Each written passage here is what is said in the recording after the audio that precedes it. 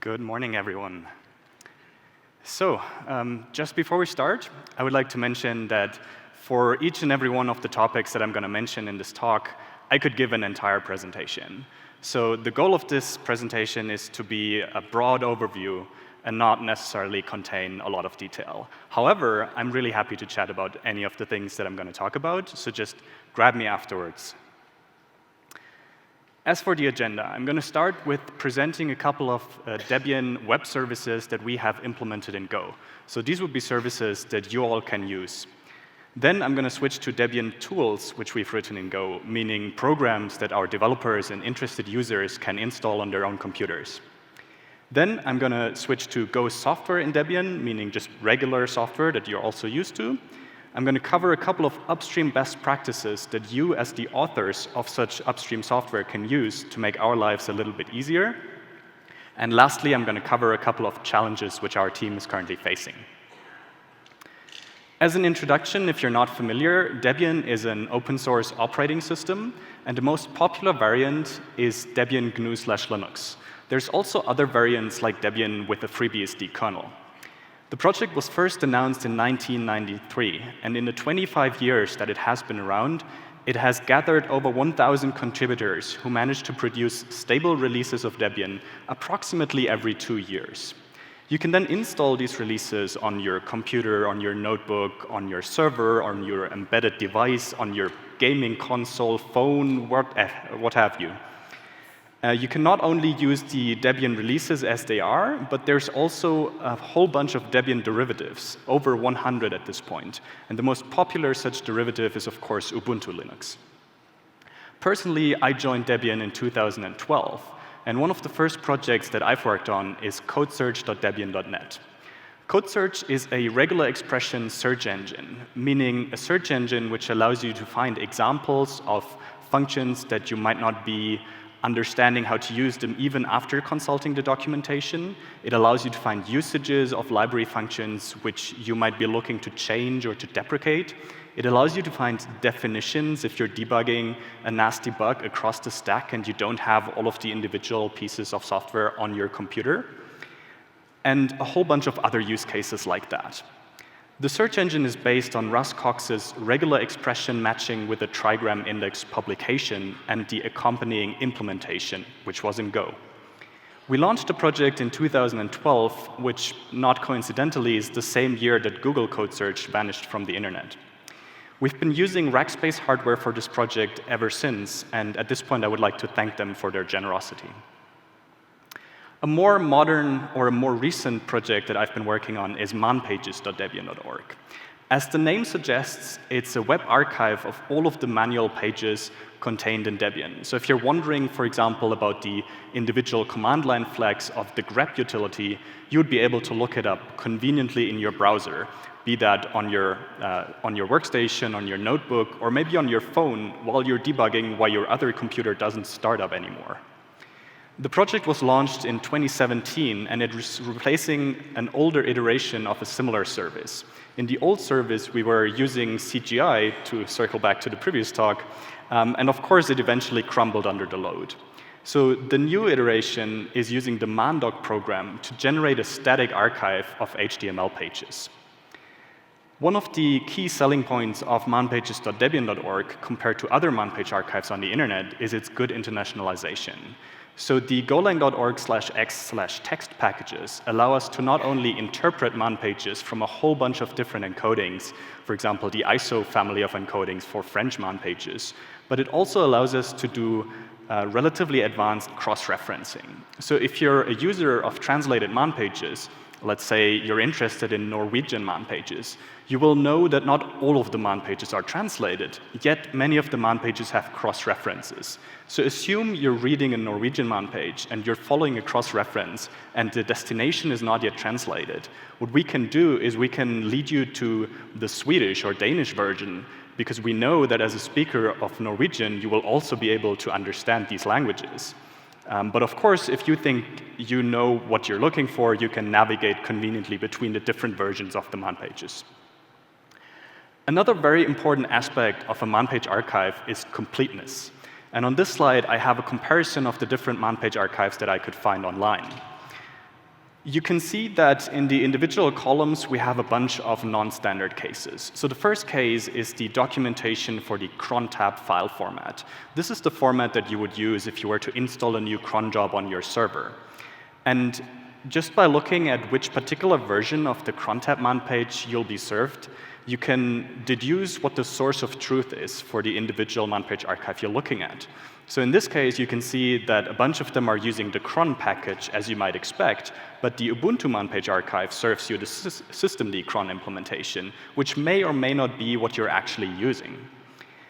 Then we have a bunch of other cases. For example, there's Debian-specific software, such as Git build package. And of course, Debian and its derivatives will include it, and some of the other archives also include it, but in a stale version. And others just don't have it at all.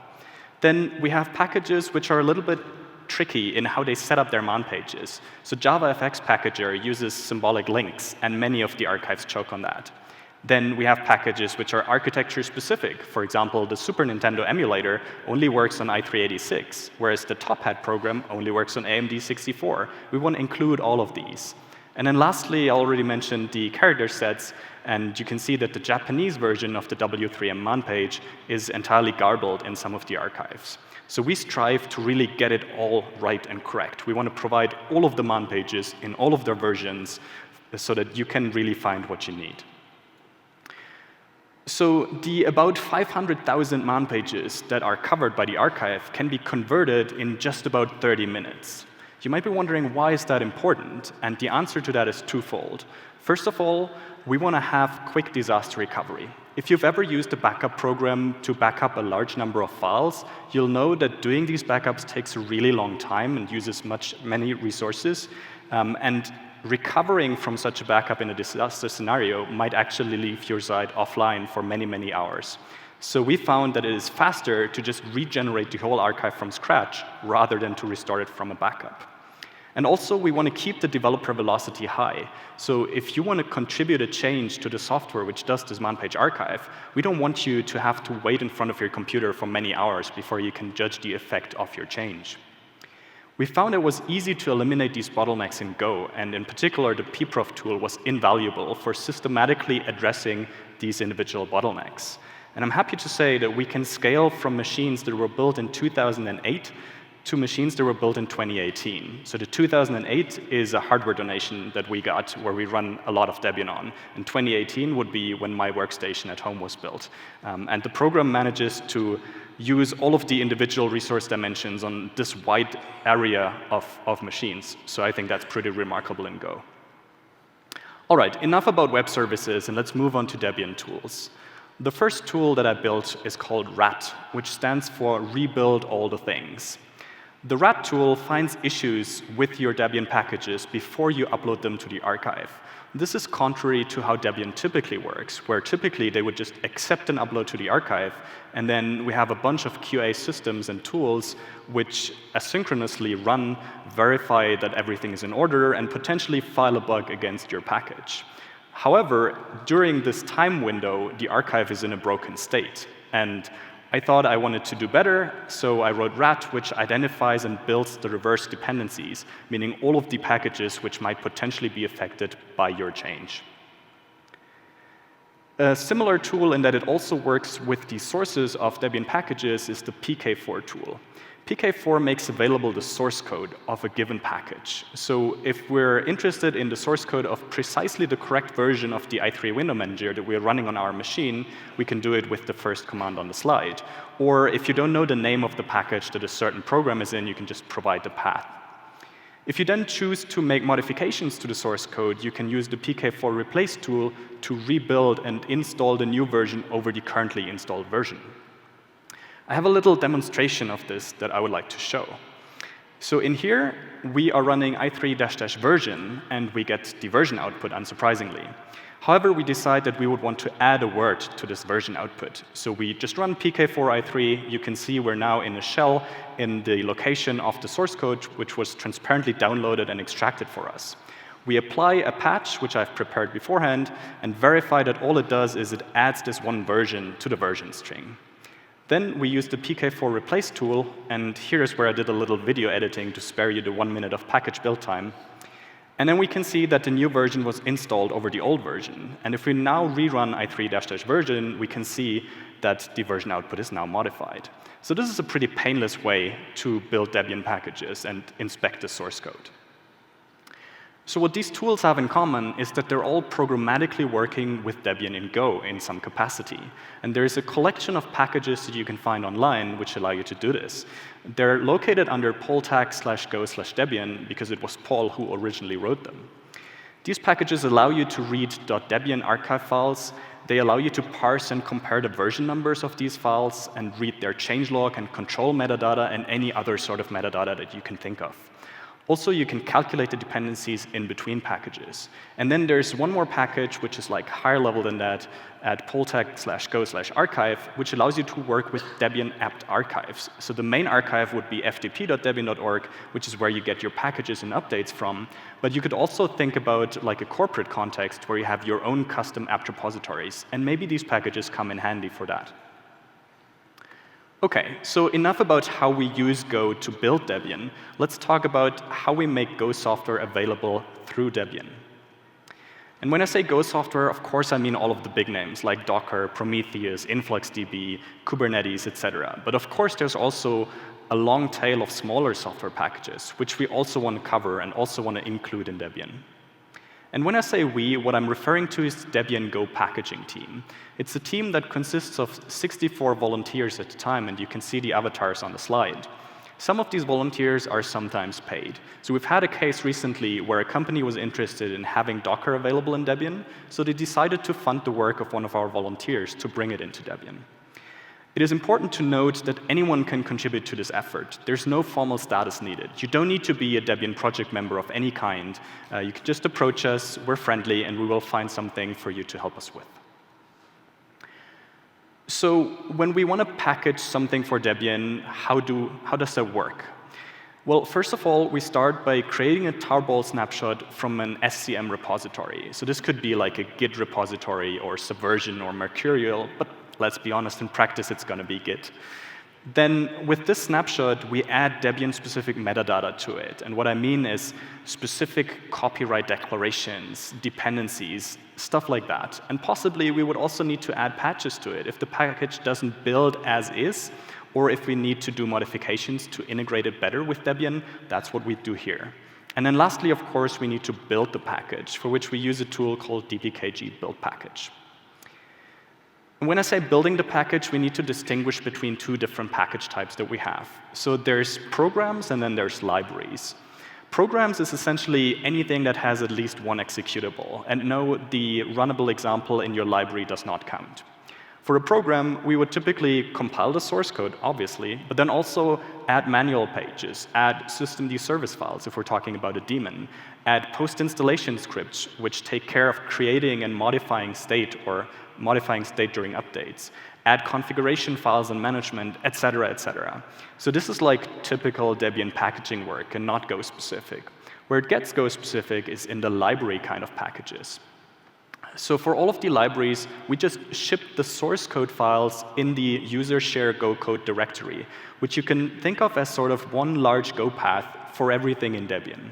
And we only ever use these library packages for building programs. So this is in contrast to, for example, the Python ecosystem, where you could install the Python interpreter from Debian, and then you would install a couple of Python packages from Debian and start developing against these packages. While you can install the Go compiler from Debian, and we do strive to keep it up to date, we do not want you to use the libraries that we have packaged to develop against directly. We would prefer it if you'd use the Go tool, such as everybody else out there. So we just don't want to deviate from the rest of the ecosystem in this particular regard. Now, there's a bunch of tooling to help you with the package creation, because it can largely be automated, especially if we're talking about library packages. There's a tool called dhmake Golang in the larger family of dhmake scaffolding or templating tools in Debian. The dhmake Golang tool works like that. You give it an import path of the Go package that you want to package for Debian, and then it goes off and builds the snapshot that I talked about, and it also has some smarts in it to auto-detect a large number of the values that you'd need. So for example, if it detects that the package you're talking about is hosted on GitHub, it will go out and use the GitHub API to figure out the author, the license, the copyright declaration, and so on. So then you would be left with a directory which has both the snapshot and the Debian-specific metadata, and now you would enter an edit, build, test cycle. So you edit the Debian-specific metadata and build instructions, etc. You would build the package, and then you would test it. Testing here means both in an automated way and manually. Automated would happen via our linter tool called Lincian, and manual would happen if we're talking about an actual program where you would need to install the resulting package on your computer and verify that the program actually works. Once you are satisfied with your changes or your packaging, you upload it to the Debian archive. Now, while this is done relatively quickly, like might take me 10 minutes as an experienced packager, the real bulk of the work lies in packaging or at least updating the transitive closure of dependencies first. So you really need to make sure that all of the dependencies that you need are already available in Debian. And this is where there's a lot of work. This also leads us directly to some scaling issues. So at this point, we have well over 1,000 library packages, Go packages packaged up in Debian. And updates to one such library may break other libraries or programs that also depend on that library. As I mentioned earlier, the Debian tools by default detect breakage post-upload. And so we have our own continuous integration set up to do pre-upload detection. And if you remember from earlier that I wrote the rat tool, you might be thinking, oh, of course, this is where he ties into that. But no, the rat tool is actually too slow to do this in a satisfiable fashion. This is not because rat is sloppily coded or anything. It is because it just uses the Debian standard mechanisms, like it will use the apt package manager to install the dependencies, etc. And that just turns out to be comparatively slow.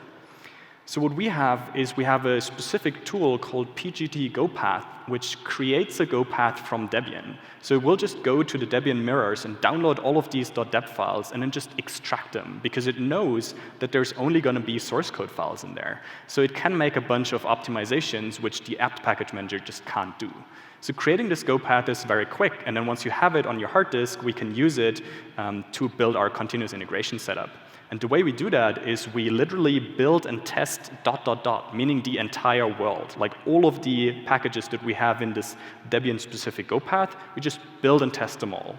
Then we overlay the changes that we want to evaluate, and then we rebuild and retest everything. If there's any new build and test failures, that determines the result. So if everything still builds and still compiles, then your change is good. But if you introduce any new breakage, or if there's still any breakage after your change that has already been done before, but has now manifested itself differently, then that will be a CI failure. Now, the good part about this is that for smaller packages, it takes merely about 30 seconds. And this is really, really impressive. So this is where the Go tools build cache really pays off.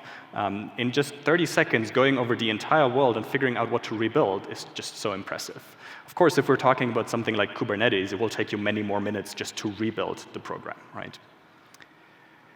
Here's a screenshot of how such a CI run would look like. So at the very top, you can see that a bunch of packages are being built, and then we have a tool called CI diff, where we compare the state of the world before applying the commit in question with the state of the world after applying the commit in question. And we can see that for this particular commit, we have a bunch of packages which now start to compile. So that's good. It seems to be a positive change overall. But there's still one package which doesn't compile and has a different error message than before. Actually, it's the tests which have a different problem than before. So something is still not quite right, and that's why the CI run rightfully fails in this case. Now, the CI setup that we have is pretty good for judging changes that we manually make. But of course, the vision is that maybe we could automate changes, for example, for updating Go libraries and programs to newer versions. Of course, for this, the CI coverage needs to be high enough, and we still have a couple of straggler packages which don't entirely work with the CI setup. All right, so at this point, you might be wondering, OK, so this is the process. What can I do to help? And for this, I've compiled a couple of upstream best practices.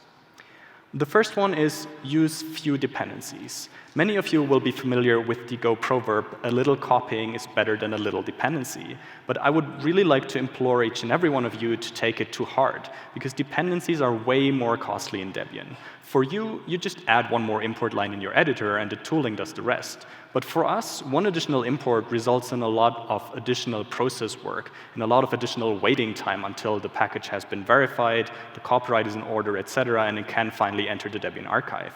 So this is what really slows us down. If you want to check if the dependency that you're looking to add is already packaged in Debian, you can use the dhmake golang tools subcommand search. So here on the slide, I just give it an import path, and it will tell me then which package contains this particular Go package. The second best practice is to use the Go tool, meaning please do not require us to use a custom build system. If you think that you want to use a build system which is better for your use case than the Go tool, that's fine, but please ensure that your code continues to work with the Go tool. This is because Debian's tooling is built around the Go tool, so any exceptions to that require extra work from us, and that work is package specific. So you can remember that we have over 1,000 packages and just 64 volunteers, so doing custom per package work just doesn't scale so well. Also, in the same spirit, please do not require using custom build tags. So anything that the Go compiler defines, like AMD64 or others like that, are fine, but please don't introduce your custom 64-bit build tag, and we've actually seen this happen in practice. The last best practice is test without vendoring. This is because Debian just throws away your vendor directory. As I mentioned, we have one Go path, and we can't have vendor code in there. We need to have one copy of the source code, which is where we track bugs, where we track new upstream releases, where we fix security issues, etc. So please test without the vendor directory too, if you still want to use vendoring. For example, you could use a Travis cron job if testing without vendoring exceeds the time budget that you have in your regular Travis runs. And also, please never, ever modify your vendor directory's contents, because we just can't have per package patches of dependencies in Debian. That just doesn't fit into our model. So this will really leave us in a tough spot. All right, so with that, let's move on to the challenges that we're facing. The first challenge is portability. So Debian builds for many, many architectures, some of which you know, and others you might not even have heard of. For example, we built for PowerPC 64 Little Endian, or IBM's S390X architecture. So we find portability issues way before Upstream does, because Upstream typically tests on AMD 64 these days, and maybe i386, and maybe they also have a Raspberry Pi lying around, so maybe ARM or ARM64, but typically not even both. So we find these portability issues, and we fix them, and we supply upstream patches, but it is work for us. Then there's the diamond problem challenge, of course, where if you have a package A which requires a newer version of B, but package C is broken by that newer version of B, how are you going to proceed? And the answer to that is that right now we just need to patch. We need to patch either the library that we're updating or the users of these libraries, but that also is a lot of work. And we hope that once the community adopts the semantic import versioning rule, that should really help with this particular issue. And then lastly, of course, we have the same issue that any volunteer-driven organization is facing. We never have enough volunteers. So if you think that this is a worthwhile thing to do, then please approach me afterwards. OK, so this is the end of my presentation. Please send me feedback so that I can improve further presentations. I'm going to share the slides afterwards, but you can also just scan the QR code here. If you want to reach the Debian Go packaging team to learn more about what we do, or to reach out to us with specific questions, or if you want to help, you can find us at goteam.pages.debian.net. And I'm going to be here all week, so please just grab me and feel free to ask me any questions. Thank you so much.